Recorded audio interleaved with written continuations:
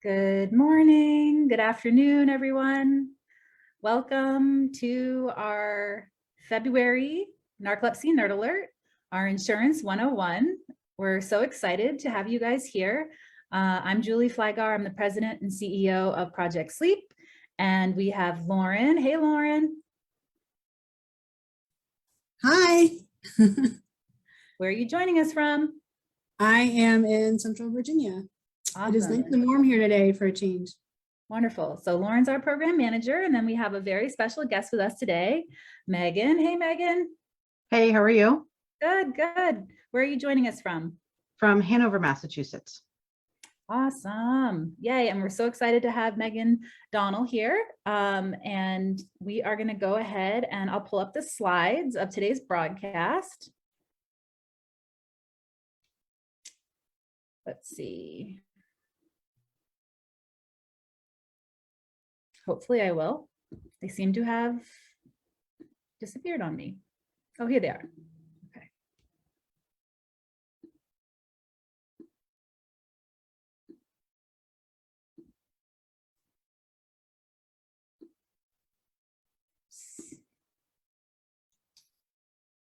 Feel like we should have the Jeopardy music playing while we wait.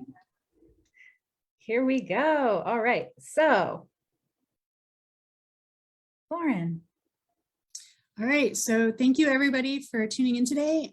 As we get started, if you want to share where you're joining us from in the chat, we'd love to see where everybody is around the country and abroad.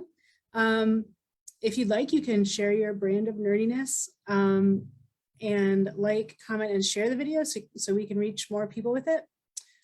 Please do remember that the video is being recorded and the comments are going to stay with it and be public. So please only share information that you are comfortable with everybody seeing.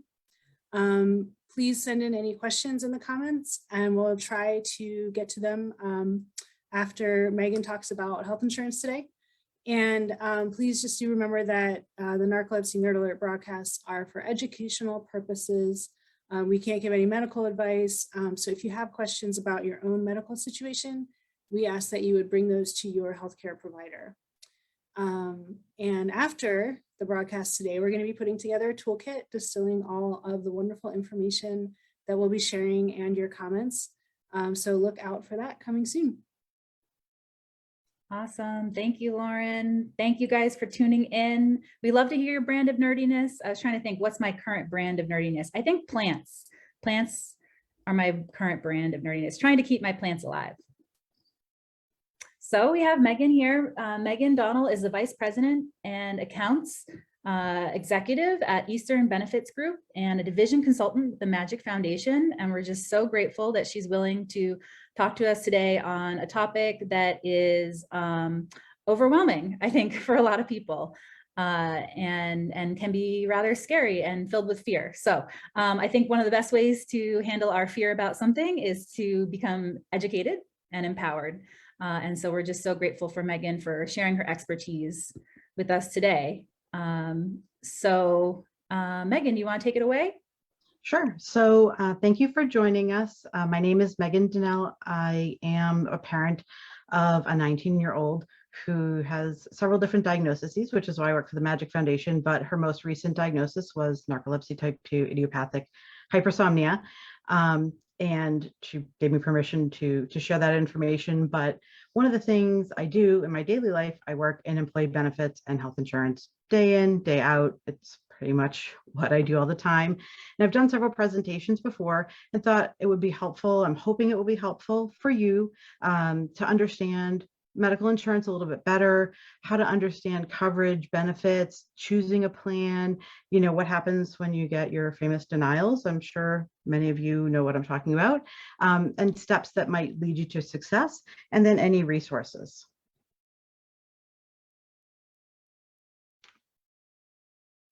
So typically health insurance in my world, I work primarily with groups. So group coverage that's sponsored by an employer, offered through your employer. You might actually be on a spouse's employer plan, a domestic partner plan. That's not required or mandatory. It's not always allowed, but that is a possibility for some people.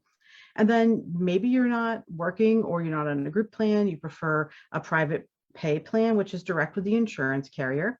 You might have coverage through the exchange or the marketplace, and that's, under the ACA, that was the marketplace was created. Maybe you've purchased a plan through your state marketplace, the federal marketplace. Maybe your plan's subsidized or unsubsidized. And then Medicare and Medicaid, we won't really address very much. Medicare is typically age 65 plus. There are exceptions to that, of course.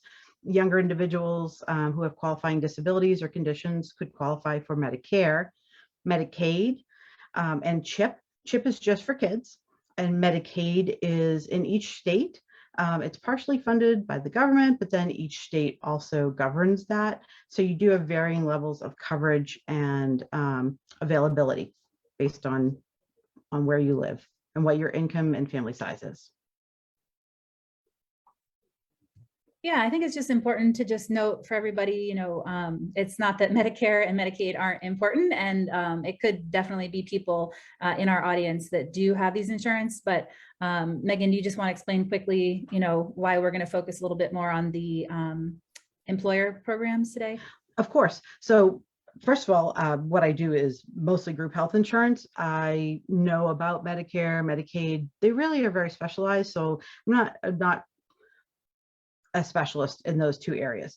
So we're going to focus on group health insurance potentially, which is my area of expertise. But a lot of what we're going to talk about can be applied to the other plans as well. And then one of the things I think we were saying is if you ask questions during the program, I probably can't answer for both Medicare and Medicaid.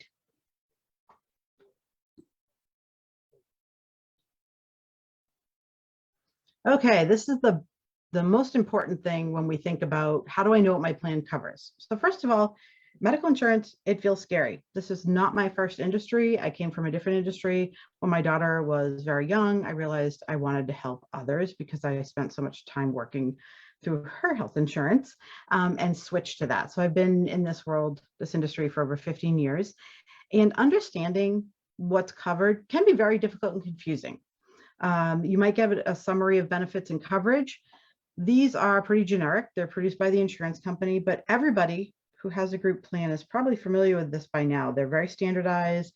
They're landscape. They typically have blue and white stripes. It was set so that you could sit down and talk to somebody in another state, and you could put your plans right next to each other and compare. But it's not all your information, right? It provides information on maybe copays, deductibles, out-of-pocket max. Good to know, but a lot of times people need a lot more specific information, such as pharmacy coverage, or when does a deductible apply, etc. And you could ask for a certificate of coverage. Those are not typically provided. Certificates can be 150, 200 pages long. Those are typically also able to be downloaded if you have insurance through carrier. If you go in and open a login for yourself, which I strongly recommend, you're typically able to pull it down that way. And then the most important thing that I learned is for certain procedures and medications, there's something called a medical policy. It may be called something different, like a coverage policy or a pharmacy policy, depending. It's not always the same name. Even your prescriptions, though, still might be called a medical policy on XYZ. You could look online after you've logged in so that the system recognizes what plan you're on and pulls the correct information. Call member services. You could try to, ask at work for assistance. And then one thing that's really important that is something that everybody asks, and something I see a lot is, oh, I have Cigna. Does your Cigna plan cover X? And people reply with all sorts of answers and people get confused. It really truly is dependent upon your own specific plan. So just because you have a certain carrier, and even if your plan name is the same as your neighbor, you could have two totally different plans. There's a lot that goes into the back end of health insurance. It has to do with what state you're in, what state mandates have to be covered, if the plan's self-funded. And these are things that are very specific and hard to tell. So I always encourage people, don't ask somebody else, ask your insurance carrier or find the information, documentation for your plan alone. And so I think we're going to move to the next slide.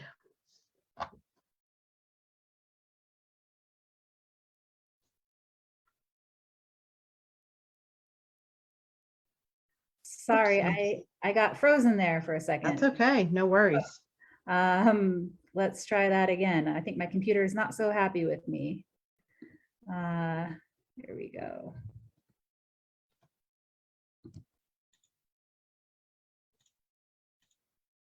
Perfect. So how do I find out if a specific prescription or a procedure is covered?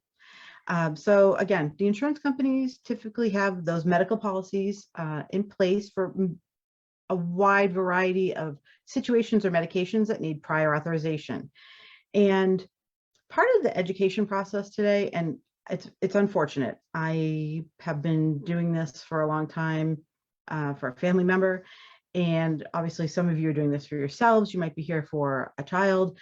It's very difficult for me to tell you that you have to take on more responsibility. The best way to have success, though, with your medical insurance coverage is to try to take ownership of it and understanding a lot of this. And hopefully today at least is a first step to help you understand.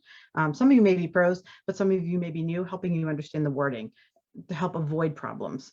So the medical policy typically could be 2 pages, 18 pages. The first medical policy I pulled, 18 years ago for something my daughter needed was 18 pages and had 3 pages of footnotes. So that medical policy could be short or long, but it's going to describe in which situations it will provide coverage and pay for certain procedures and or medications. And I always recommend before your doctor applies for any prescription medication, you want to know the medical policy of your particular insurance company and plan. And when you read through that medical policy, I literally sat down with a highlighter, and I still do this today, even though I'm in the industry, because they're long and confusing. And I would highlight what was important. And you need to pay attention to what diagnoses are covered and what is not. And also pay attention to what brands might be covered or types of classes of medication could be covered and for which condition, and which brands may not be covered at all. So for example, for my daughter, the Magic Foundation, which is referenced, she has a growth disorder. When you read a medical policy, it might say, for this diagnosis, only this brand of medication is covered. But for this diagnosis, we cover 3 brands. So having that information to share with your provider ahead of time is really important, because when you think about the provider's offices, they're stretched very thin, and they could be dealing with thousands, tens of thousands of medical plans with all of their patients. And they really don't know everybody's plan individually. And it's really helpful for providers if you give them the information and show them what was highlighted or talk to them beforehand so that they know, okay, I'm not going to apply for this. I'm going to try for this medication brand first because this is what it says would be covered. And therefore, you may be able to prevent a denial by sharing that information with the provider. So. Megan, so when you, and sorry, because I know I'm having technological issues. Yes. So when you are able to have, see the medical policy, is it usually that cut and dry, like that it's either covered or not covered? No, thank you for asking. So, and by the way, if at some point we need to, I can pull the slides up and switch, just let me know. So one thing that you'll see for medical policies, a lot of them are written in staged. We will cover X if this diagnosis happens, but also this, and this, or 2 of the following. So it's not simply yes or no. And there's one thing that's really important. Thank you for reminding me to bring this up. Sometimes a medication may not be covered at all. You'll go to look it up and it says it's simply not covered. And you and your provider know that you've tried all these alternatives. You can still ask for coverage for the medication, even though it states it's not coverage, as an exception basis. So when you see a medication that is covered, but you need a prior authorization, that means, yes, we allow that medication if you meet our criteria and we approve it. If you don't see it at all, there's a slightly different process, but it's very similar to a prior authorization, and they may refer to it as a prior authorization. It's sort of an exception prior authorization. So that is, don't give up hope if your provider is willing to work with you. And it is a lot of, just so you're aware, when providers take the time to do the prior authorization, it can take them a significant amount of time to do so. So that's one thing where if you have all the information ahead of time, you can help them out.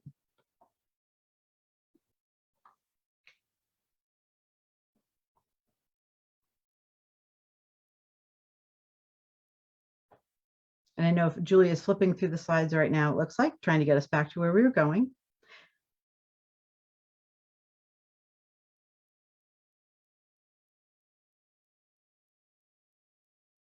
And thank you for your patience. Maybe take a moment to type in a question if you're thinking of one while we're getting this back online.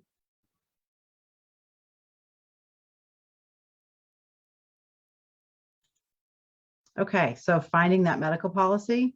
So something that's really important is, how do you find the medical policy? It's like finding Waldo sometimes, right? Trying to find the medical policy you need among all the documentation from the insurance company. The first thing I recommend is trying to search when you're logged into your own account online, and go to the website for your insurance, log in as a member, use the search bar, type in medical policy XYZ. Or if it's the brand name of a medication or a class of a medication, try searching that way.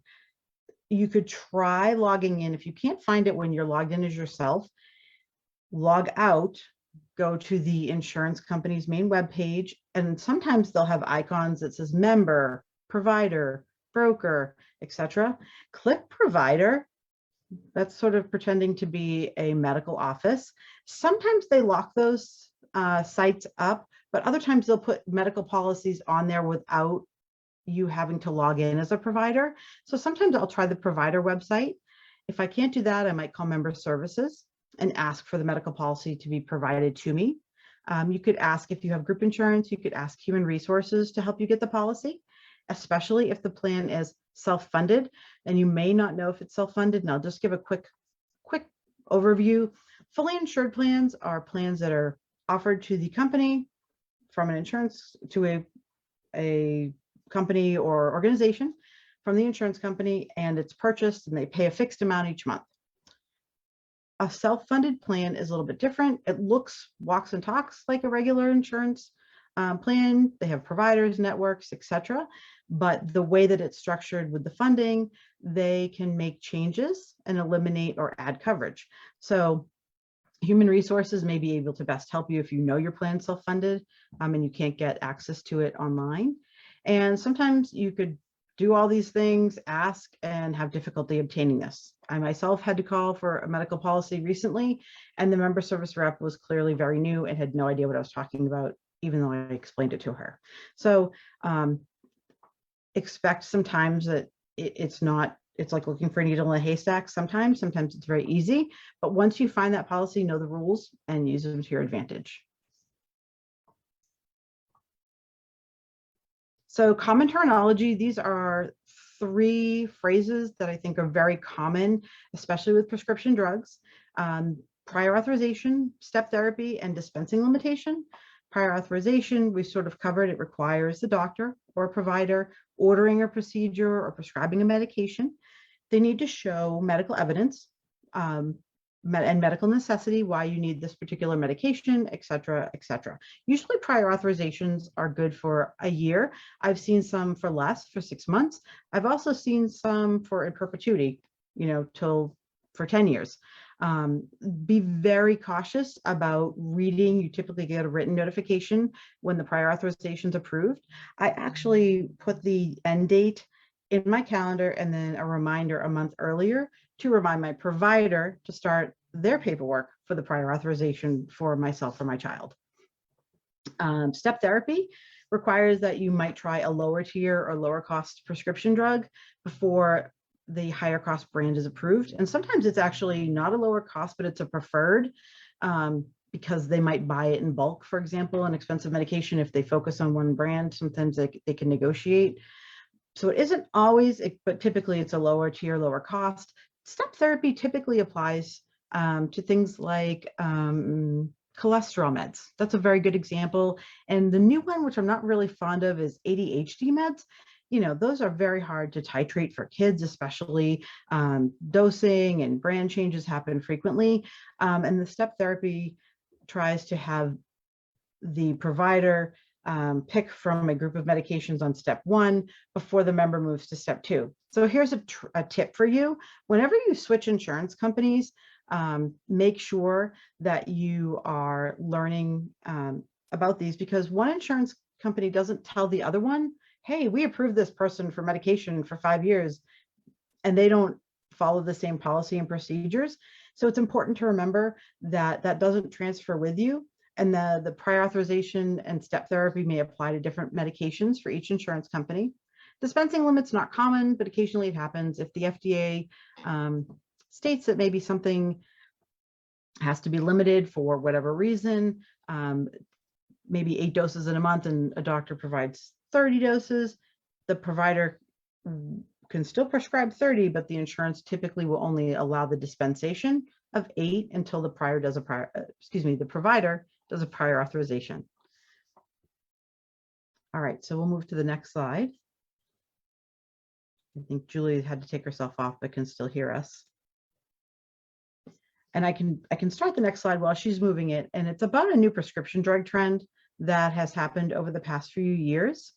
And it applies to people. Many of us look at those patient assistance programs, whether it's a copay assistance program or a patient assistance program. I know the slide hasn't changed yet, but I'm going to go ahead and keep going. In 2017, we started to see in the industry, so I work for a broker's office, and 2017, a lot of pharmacy benefit managers, PBMs they're called, that's the short name, they rolled out a new type of cost-saving co-share program called copay accumulators.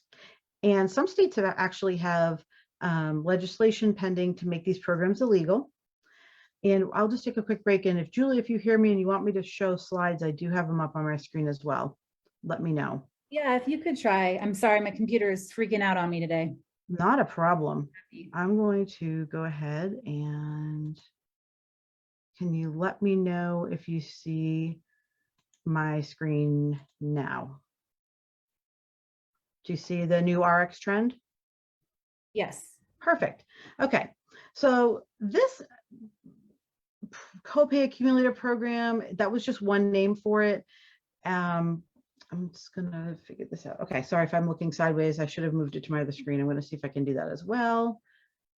Sorry about that.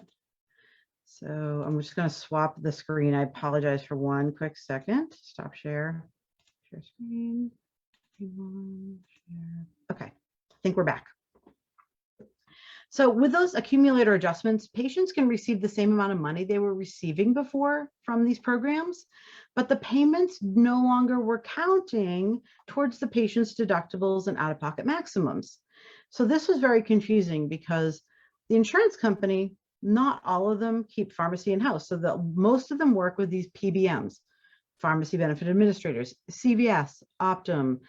There's so many of them out there, Express Scripts. And they, within the plan, they can make their own prescription drug plan changes each year and even during the year.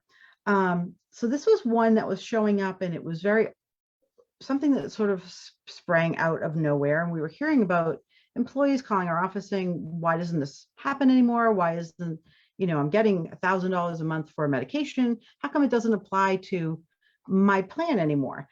And the reason is that they decided that they would stop doing that because it didn't actually meet the out-of-pocket definition, because it didn't come out of the employee's pocket to pay for the medication. So one example is if the prescription's $1,000 a month, in the first year of the plan, first day of the plan year, you get a shipment, you want to use that patient assistance that you get of $1,000. Great, it's simply in the past was applied over, and nobody tracked where the $1,000 came from, only that the insurance company and the pharmacy benefit manager got paid the $1,000. Now they're saying it no longer counted because it didn't come directly out of your pocket. So this is something to be aware of. Again, some states do have legislation that's already passed or pending to make this illegal, but it doesn't apply to self-funded plans. If you're on a self-funded plan, no matter what state you're in, they are not bound by those state or federal regulations in many cases. Okay, so the pharmacy benefit managers could also call them, just so you know, out-of-pocket protection program, true accumulation, coupon adjustments, benefit plan protection. So we kind of covered how those work and which states. There's a list, you can look at them because it does get updated during the year. And the other thing that's new that we're actually utilizing at work for one of our clients is employers that are self-funded could use their pharmacy benefit manager and their insurance company, but then they can break out a piece of the program and work with a company called Paid Health. And I'm going to name the program because you might get a phone call. This might happen to you. So certain high cost medications that have any sort of coverage from a patient assistance program available, they get removed from the insurance plan coverage. So let's just say my daughter's medication got removed. However, she can get it covered by Paid Health, providing her with a case manager, help her do all this paperwork. We'd apply for the patient assistance program. And because she worked with Paid Health, if there was not coverage, the insurance company and the self-funded plan would then cover that medication. So I'd like to warn people because this is new and we do have it. It worked very successfully for the patients as well, which is really great to see. One of my clients has done a full year, and overall, the members who used to have to pay a high copay each month to get their medication, because they worked with Paid Health, most of them got their medication covered for $0 cost for the entire plan year, which is great. But they did have to engage with Paid Health. So I'm using that name because they were one of the first people to do it. They're the most popular. And if that happens to you, simply know they're not a scam and do work with them, because if you don't, you might lose your coverage entirely. Okay, I'm sure there's questions. We're going to address them at the end, but we're going to talk about how do you pick a plan? This is confusing. Before I got into this industry, I probably was going to pick whatever I had and didn't really think about it. Now I've learned that that's really probably not my best option. Sometimes a deductible plan is better than a copay plan. You have to think about a couple different things. You want to think about what actually is the deductible. Is the deductible capped per person and per family? So for example, if you have more than one person enrolled in a family plan, how is the deductible going to apply to the individual family members and the family as a whole? It's important to know because it can be treated differently. Don't forget about your out-of-pocket max. You might have a copay program with a really high out-of-pocket max, and you might have a deductible program with a very low out-of-pocket max. And you want to think about those things too, in comparison to also what you're paying out of your paycheck, if this is a group insurance plan, versus what you're getting. And the other thing to think about too is, are you going to stay in network? Do you have out of network expenses? Do you need that PPO versus an HMO? And that varies in different parts of the country. In Massachusetts, HMOs are extraordinarily common, very typical, very uncommon for most people to pick a PPO, because in our area, we have access to a lot of specialists, and most people typically would not find the need to utilize a PPO. But you may live in a location where you really do need the PPO versus a narrow or limited network. So those are things to think about. And the other thing too is, at the end of each plan year, you can go on to your insurance company account. There should be a way for you to download a history of the whole year, so you actually know what your expenses were and how many times you went to a specialist or a provider, and thinking ahead what services you're going to have in the future. Those are all things to think about when you think about picking a plan. So just a quick overview again, think about the co-payments, the co-insurance, deductible, and out-of-pocket max when you're making your decision.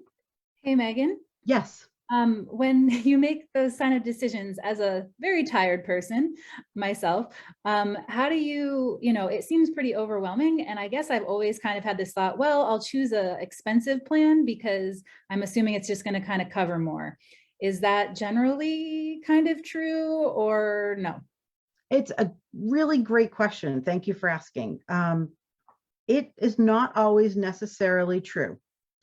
It might be, depending on the type of plan. For example, most companies, except for really large ones, are going to offer a single carrier. So most carriers want the company, they don't want to split business with another carrier. They want the company to only offer plans, a plan or multiple plans from them. So in most cases, unless it indicates that you're picking an HMO, the HMO network for example, at my job, we have 4 plans to pick from. And it doesn't matter if I pick an HMO or a PPO, my in-network providers are exactly the same. My pharmacy benefits are exactly the same. But what varies is one plan is a PPO. So I would have the ability to go to any licensed provider out of network. And I may or may not need that, right? I might be okay with an HMO because I only need who's in the network. My network is really large. I've got great doctors. They cover my medications. But those are things to think about too, is as a tired person, is sometimes asking for help, asking somebody to go through this with you at work. Oftentimes, we used to do open enrollment meetings in person. Now I typically, very routinely for all of my client companies, each year at open enrollment, I definitely do videos. So I do a video just like I'm presenting now, and we provide it to the company, and they share it with the employees. And a lot of times people don't watch it. And I try to be very educational in these. So watching it at home in comfort might be helpful for some people. You can start it, stop it, go back usually, and have somebody watch it with you to help you walk through this is another good thing to do potentially. And then human resources may or may not at your company be very helpful. Every department's different. Some people only have one person. Some people have a whole bank of people. They may also be able to walk you through certain things. Did that help answer the question, hopefully? All right.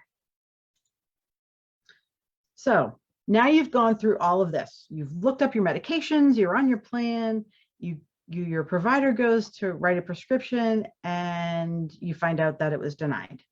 So the thought process, or excuse me, the step process is the following.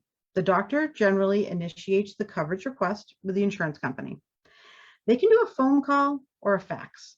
I am going to explain the difference to you because most doctors' offices, it's not typically the provider who does this work. Usually it's somebody else in the office. Not always, sometimes the providers do, but generally it's somebody in the office, and they're going to fax over whatever the form is that they need to fill out and any supporting documentation. I always recommend that if you know your provider is putting in for a prior authorization, you're going to ask how they're going to contact the insurance company. You're going to ask if they're going to call it in or fax it in. Fax is most common. What generally happens though is somebody will send over the fax to the insurance company, and the doctor forgot to reply, or the person filling out the paperwork, to question 14B part 2. They forgot to check a box, and it gets a denial. Or they had to supply 5 pieces of information and they gave 4. However the provider sends in the prior authorization, they get back. So, right, the doctor's office gets back a fax stating there was a denial. People aren't generally checking the fax machine very quickly, or they might check it but drop it off and leave it, and it's a piece of paper on the provider's desk. If they don't see it quickly, there is a time frame, usually a day or 2, and then they close it. It can be reopened, but that's why I recommend people, when this process is happening, understand how it's going to happen. The phone call is easiest because the provider literally picks up a phone. They call into the insurance company, and they may wait for a while, but they usually have a 10 to 15 minute conversation with a provider on the insurance company end. And in most cases, I tend to see that reach out, which is harder for the doctor, usually gets a better result faster. If it is a fax, which is most common, again, your doctor would handle the second response, or the second contact with the insurance company after the denial. The doctor would say, okay, I forgot this information, and here's some supporting information, and send more over. So they do that. And then if the doctor's appeal is denied, you typically are going to get a notification in the mail with instructions on how to file a second level appeal. Don't miss the deadline. Absolutely not. Like, that's the biggest thing right there, is that's an automatic denial if you miss your deadline typically. Provide all the information they request. Don't overshare, if there's a way to put that nicely, because sometimes if you include alternative diagnoses and one of them's not covered, or there's a reason, that gives them something else to look at and potentially deny on. So provide what they're asking for.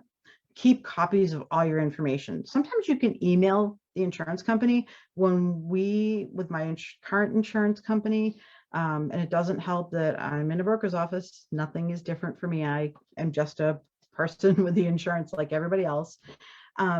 My current insurance company, we are allowed to appeal via email, and we actually get the person's name and their email at the insurance company, or I could fax, or I could send it via paper. I tend to do both, two of the three at least. I don't have a fax machine, so I often will email, but also send a copy of the original documents and keep my own copies, just because I think it's safer to do two things, just in case. One other thing you can do is request the summary plan document from your employer. This is not a common document. An SPD or an SPD wrap is what it's often called. Your employer might send out a link within every 5 years saying, click this link and it'll bring you to your SPD. Most people have never looked at it or read it, but that is a document that describes the legal process for the plan governance and also includes information on appeals. That is if you have trouble doing the second level appeal with the insurance company. Also, you can ask your employer if their insurance broker, which would be me, and this happens sometimes, probably a couple times a month. An HR person will say, hey, one of our employees is having trouble getting this covered. Can you help cut some red tape? And what I can often do is I can't get it approved or get personal information. Usually the person has to sign an authorization, but I can ask, what exactly is missing? What, if the person's called into member services and doesn't understand the answer or doesn't get a clear answer, which is entirely possible, I might be able to get that clear answer from my counterpart at the insurance company and provide it back to them so they can talk to their doctor. And again, brokers generally have no power at all, except for trying to clarify the red tape, but definitely don't be afraid to ask for help. And then there is a final appeal after the internal appeals that's typically external and will be binding. In my state, you can pay $25, I think, and file an external appeal with the state of Massachusetts, asking for a reversal of the denial. And I think a study came out, it was either last year or a year and a half ago, showing in our state in particular, there were about 60% of reversals. So you might get a denial, and when you go to that external appeal, you may actually get that overturned. So that's always a process to consider. Hey, Megan. Yes. I feel like it's like kind of frustrating. I mean, it's just such a crazy process. I mean, and when you just think about how when you don't have treatment to like go through all this, just feels like so frustrating, I guess. I just feel like I don't really have a question, but I guess it's just good to know supposedly that if you keep with it, hopefully you will get a approval eventually. Yes, and I absolutely, I hope I'm trying to be factual, but I'm also an empathetic parent. Like I have gone through this. So for anybody watching this, I completely understand your frustration. And I work in the industry, and I switched into this industry because of my daughter, who now has joined your group of people, as well as her other groups of people medically. It's frustrating as a parent. It's frustrating as an individual. My daughter is fortunate, because I do work in insurance, so I can certainly understand a lot with her and help her, especially when she starts getting her own insurance when she gets older. But a lot of people don't have that assistance, and I'm not trying to frustrate anybody, and I can certainly feel your frustration. I have gone through more prior authorization denial appeal procedures than I care to count. And I just try to, when we created this, the goal is to help people avoid this, like pulling that medical policy up front sometimes really does make a difference, because I work with probably a couple of thousand families across the globe, and those that have insurance here in the US, I cringe sometimes because they're like, my provider didn't know my policy and they put the wrong diagnosis down, and now I'm declined forever because they never cover for that diagnosis. And if they just use the other diagnosis, which is if the child has two, right, it would have been covered. Or the medicine's covered, but they put the wrong brand down because they only cover X brand for this. So that medical policy hopefully can help you get to a point where you avoid these denials and the frustration. But again, I sincerely empathize, and I hope that it's educational versus I am telling you that you do have to put more on your plate. And that's also difficult for me because watching my daughter adding stuff to her plate is hard. But hopefully, especially where this is going to be saved and online, it's something where you can go back and refer to, and the toolkit that's coming out, I'm hoping that will be helpful as well. Yes, it is. Thank you. Thank you for, it's just so much. It is. And this industry changes every day. And the one thing I tell people that I didn't do yet that is really important too is if you have a junk mail thrower outer in your family and you view your insurance company as junk, prevent them or yourself from ever throwing anything out that you get in the mail from a farm, your pharmacy coverage, because if you get a letter, it's most likely not a love note, saying, hey, we love you, thanks for being a member. Typically it's, hey, in 3 months, we're no longer covering this medication. Here are your options. Have your provider contact us. Or it's a denial letter, or it's happy news. You won your appeal and your prior authorization is good for a year. So one thing I do that I had forgotten to mention is open every single piece of mail you get from your insurance company. The other thing too is, I don't think I put it in here, is you can ask for a case manager to help you as well at the insurance company. And sometimes they're helpful, sometimes they're not. I've very politely asked to switch case managers before from their manager, just saying my personality just didn't work with them. I didn't put anything on them. I was very polite about it, got somebody else. And sometimes they can help you understand and walk through stuff as well. So that's important. If outside of your insurance company, you get that denial, you could find out in each state, there are sometimes organizations that will help you at the state level, such as your attorney general, the division of insurance. These are different by state, legal counsel. You've seen cases where people have gone to the media. Your state rep or senator, they have people literally that work in their office whose job is to try and help constituents. And then Medicare has a completely separate appeals process if you are on Medicare. So I know it's a big slide. Steps to success. The basics are always be engaged, ask questions. If you have insurance at work, go to those open enrollment events and ask questions. You don't have to ask them in front of the group. You can hang back and ask afterwards. You don't certainly ever have to ask anything personal in front of a group situation. You could follow up with somebody afterwards from the insurance company or the broker's office, whoever presented. Always open every piece of mail. There's that line. I forgot it was on the next slide. Never assume benefits are the same each year. Always check to see if your current prescriptions are going to continue to be covered the same way, even if you're told there's no changes. Insurance is really complicated. I have groups that go through no changes. They're literally renewing what we call as is. The plan carrier is the same, the plan designs are the same, but the pharmacy and the back end, that PBM company, their plugin might be a little bit different. And that's not something even sometimes that we know, because we don't get notified, oh, there's 12 people on this plan that got letters stating that they need to change medications. So always ask if there are any pharmacy benefit changes as well. If you're offered a case manager from the insurance company, accept. Some insurance companies, a diagnosis will trigger it. One of those ICD-10 codes that comes over to them, you're automatically picked, to do that. And then sometimes you can call in and ask. So if they don't work well for you, ask for a new one. If you're told you need to participate in a program, ask if it's mandatory, and ask if you choose not to, what's going to happen to you. Typically, if there's a mandatory mail order, mandatory, case management for asthma or whatever it might be. I have a coworker who has a plan like this through her husband, and if she doesn't do the mail order, they don't cover her medication, for example, and she has asthma, and if she didn't talk to an asthma coach once a week for 6 weeks for a half hour, they would reduce her coverage by 50% of the medications.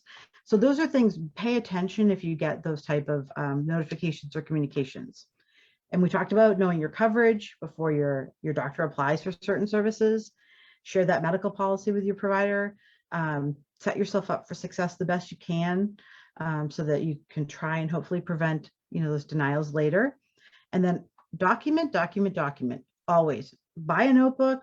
I keep notes on paper. I know a lot of people use their phones. If you can figure out a way to successfully do so electronically, whatever works for you. Every time you speak to insurance company, broker, somebody at work, document the day, the time, who you talked to, what they said, oh yeah, this is going to be covered. Absolutely no problem. And later on, it's not. You can go back and say, well, Joe, the rep that I spoke to on this date at this time said it was going to be covered. You might be able to negotiate with them. Some companies will say, nope, they made a mistake, they're new, etc. But in other cases, I've seen things get covered because they have a recording of that phone call and they were told it would be covered. Again, that documentation, and keep copies of all your appeal documents and follow any deadline and appeal instructions. And one thing, if you ever get to the point of an appeal where you are doing the appeal, you may or may not want to share a personal note as well, besides the medical reasons you need coverage for something. The last medication we needed to get covered for my daughter, she wrote a letter. She was old enough. She was 17, turning 18. And she wrote a letter about how her life was affected by narcolepsy, idiopathic hypersomnia, and what that meant. For 4 years of high school, that she slept on a couch. She couldn't go out on, in the weekend with friends. Of course, we had COVID in here too, but, it affected her in so many ways. She wrote, this is what my life is like. I live on a couch asleep 15 hours a day. And that's something that I think worked to our benefit. We did get the coverage. But when you go for personal notes, I just want to caution you, you want to be very medically factual. This medication, I need it because I failed on XYZ. I had severe side effects, blah, blah, blah. But personally, this is happening, and this medication that I need to get covered is so different than any other, and it helps me in that way. You want to be careful of I've seen people do this before, and sometimes it doesn't work out well, is I want it, so you have to give it to me. And that's your job, just to give me what I'm asking for. I try to encourage people to use a different way of presenting that appeal, if you do include personal feelings in that. And that can be very important when expressed properly. And then additional resources, I've found that the Patient Advocate Foundation can be very good. They're at patientadvocate.org. Health Law Advocates, they do have a guide. I think they've recently updated it. This should be the most recent link, but if not, you Google Health Law Advocates Guide to an Appeal, and their new link should come up. They do change it occasionally. And then again, in each state, you could have your state rep, senator, attorney general, or division of insurance to go to. And then I think I'm passing back to Julie at this point, aren't I, for the patient support, or do you need me to cover this? Yeah, I was just going to mention quickly that in the narcolepsy community, for some of the treatments, there are specific patient assistance programs set up through Jazz. Jazz Cares is the name of their program, and there's the website for that and the phone number, and also WakeX for You through Harmony Biosciences. So, often people will come to Project Sleep sort of with some questions about their insurance issues, and as you've seen today, it's such a complex thing, and we're not really in the position to understand all of it or help individuals. Usually the best resource is to call the specific patient assistance program. So just wanted to remind people about those. Okay. And then a website I wanted to include for everybody, and this can be shared with other family members or friends, anybody you know who needs this. needymedsorg popped up a couple of years ago.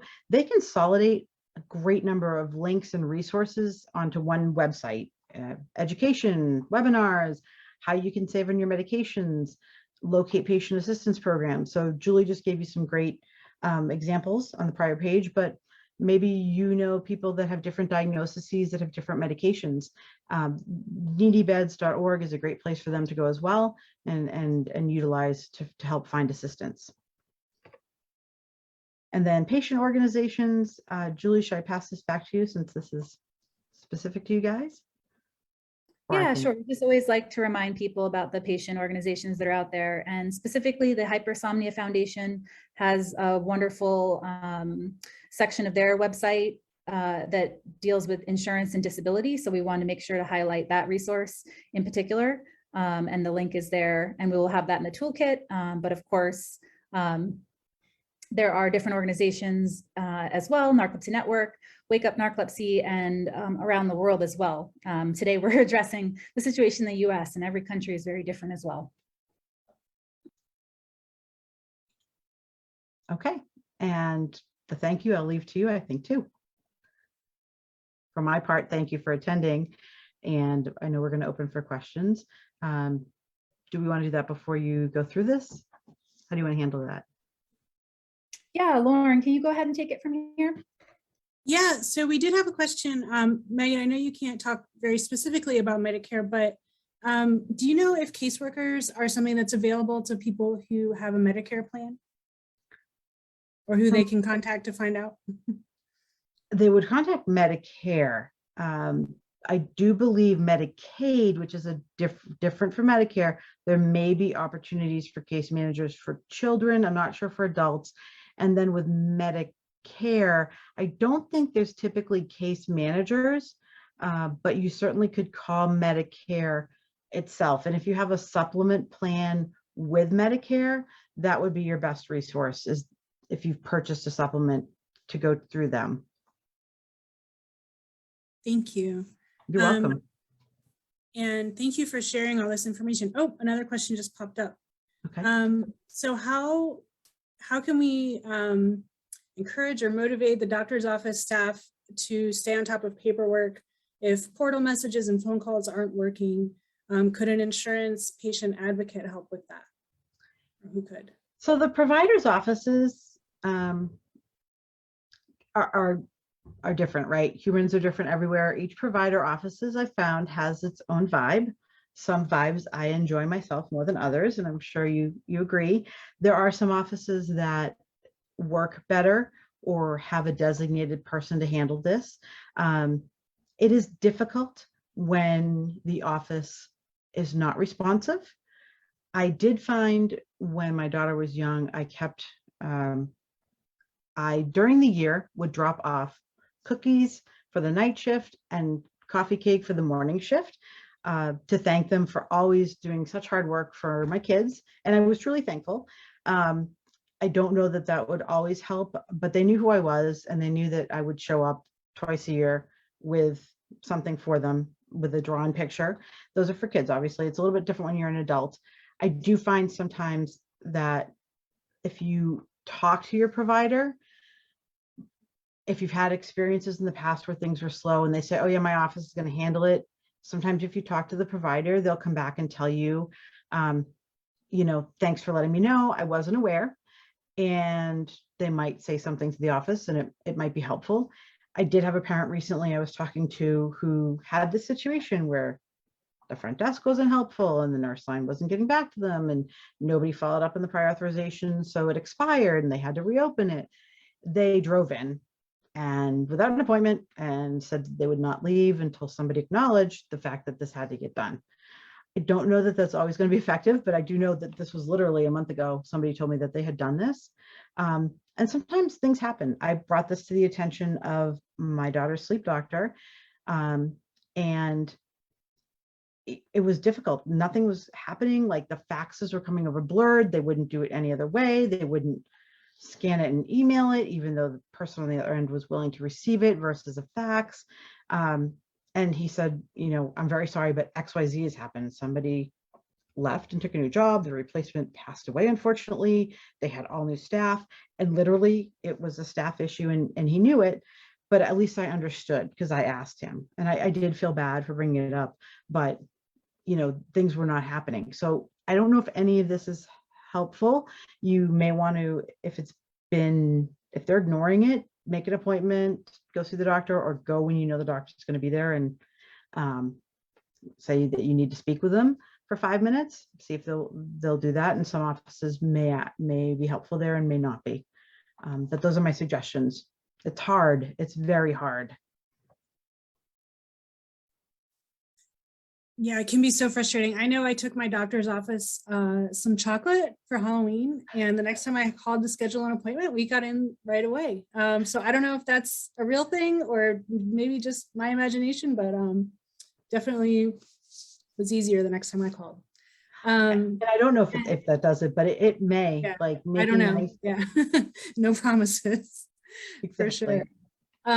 So Megan, I just want to say personally, like, thank you so much for all this information. You know, insurance can be so overwhelming, and dealing with all of this, especially, you know, as a parent or as a person who, you know, is dealing with a medical condition, you know, having to deal with all of this on top of everything, and just feeling like it can be such an uphill battle. It can be so frustrating. And, you know, I've always thought I was pretty health insurance savvy, but I'm a junk mail thrower outer. And since watching your previous presentation to prepare for this one, I've started opening all of the mail, and I have a reminder in my calendars for all of our pre-authorizations, and I'm, you know, keeping everything, making copies and scanning and documenting everything. So just want to say how much this information helps, even though it can be overwhelming. It's also empowering and helpful. So thank you so much for that. You're welcome. I hope it's been helpful for everybody, because I learned it the hard way, right? I'm coming from a place where I've had the same thing and I'm still dealing with it. So I completely empathize on that side of things too. Yeah, yeah. Well, thank you so much. I'm just going to check over, see if there's any final little questions. Nope, I think that's it. So everybody, so our next, we have a lot going on in March. Stay tuned. We have the sleep-in coming up the weekend of March 18th through 20th. That's going to be a lot of fun. We're really looking forward to it. So our next Narcolepsy Nerd Alert is going to be April 27th. So mark your calendars for that. We're going to be talking about writing about and narrating narcolepsy. And I believe Julie's going to be one of our, Julie will be hosting and special guesting maybe. And we also have some other wonderful authors who are going to talk about capturing the narcolepsy experience in words. So stay tuned for updates on that. Sign up for our Narcolepsy Nerd Alert e-updates on our website. And thank you so much for being here. Thank you. Thank you for having me. Thank you, Megan.